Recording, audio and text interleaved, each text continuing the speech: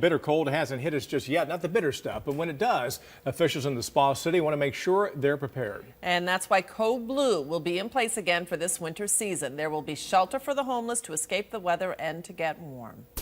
And News 10 ABC's Amy Cutler learned more about this program and how it has helped. Amy.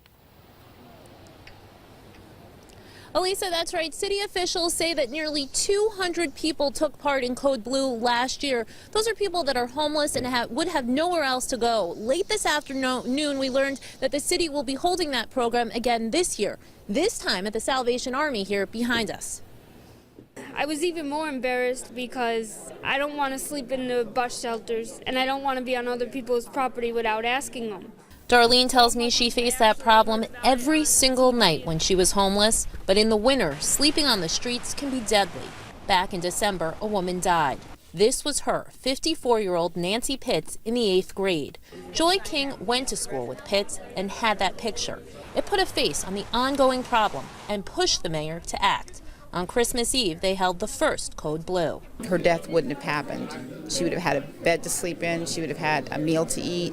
She would have had some place to go in the evening when it's below zero. She wouldn't be sleeping out on the dock behind the Senior Citizen Center. Darlene was one of the 180 homeless people that officials say participated in Code Blue last year. I didn't want to stay at first. I was like, I didn't have trust in people and I didn't want to stay. And these lovely ladies were part of it.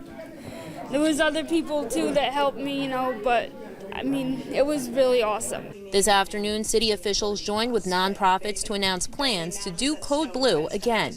That means starting November 15th, when the temperature drops below 20 degrees or there's more than 12 inches of snow expected, a shelter will be open. This year, it will be at the Salvation Army on Woodlawn Avenue.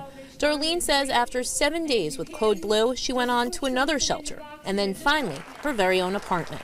I hope people can understand that there's people like me out there and people that are homeless like I was, try to just gain a little bit more trust. This remarkable young woman asked that we not use her last name. Also important to note, the city says it is not paying for this program. It's made possible through donations and nonprofits. Live in Saratoga, I'm Amy Cutler for News 10 ABC.